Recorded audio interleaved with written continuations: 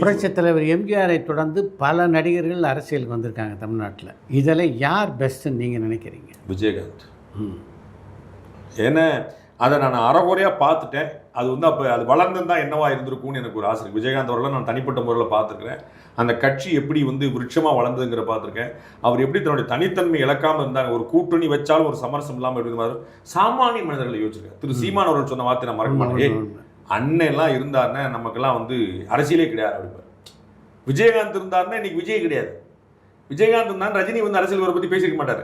விஜயகாந்த் இருந்தாலும் சீமான் கிடையாது. விஜயகாந்த் இருந்தால் இவர்களுக்கெல்லாம் தேவையே கிடையாது. அப்போ வந்து அவருடைய உடல்நல கோளாறு, இறைவன் அவரை வந்து சீக்கிரமாக தன்னுடைய பக்கத்தில் சேர்த்துக்கிறது ஒரு பேரிழப்பு. நல்ல மனுஷன், முதல்ல நல்ல மனுஷன், சந்தேகத்துக்கு அப்பாற்பட்ட நல்ல மனுஷன். அதை வந்து அவர் கூட பழகுன அத்தனை பேர் சொல்லுவாங்க.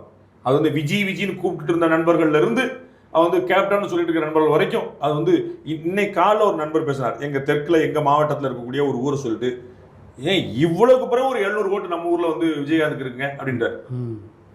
உங்களுக்கு புரியுங்களா? அதாவது அது வந்து ஒரு லாயல்ட்டி, அது வந்து வேற, அது வந்து ஏன்னா அவ்வளோ நல்ல மனுஷன்.